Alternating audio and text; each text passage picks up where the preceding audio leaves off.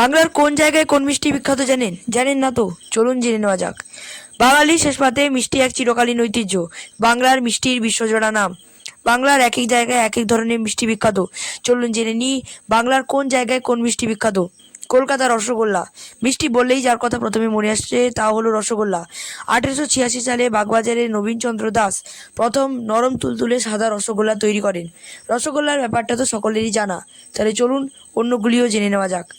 বর্ধমানের সীতাভোগ মিহিদানা বর্ধমান, শক্তিগড়ের ল্যাংচা পূর্ব বর্ধমান, জয়নগরের মুয়া দক্ষিণ 24 পরগনা, কৃষ্ণনগরের সরপুরিয়া ও সরভাজা নদিয়া, নবদ্বীপের লাল দই নদিয়া, মালদার রসকদম, সিউড়ির মোরব্বা বীরভূম, বেলিয়াতোড়ের মেচা সন্দেশ বাঁকুড়া, জনাইয়ের মনোহরা হুগলি, কাঁথির কাজু বরফি পূর্ব মেদিনীপুর, ক্ষীরপাইয়ের বাবরসা পশ্চিম মেদিনীপুর, গঙ্গারামপুরের ক্ষীরদই দক্ষিণ দিনাজপুর, রামপুরহাটের রসমালাই বীরভূম, রানাঘাটের পান্তুয়া নদিয়া, বেলাকোবার চমচম জলপাইগুড়ি, চন্দননগরের জলভরা সন্দেশ হুগলি, কাটোয়ার ছানার জিলিপি পূর্ব বর্ধমান আর মাদারিহাটের কমলাভোগ।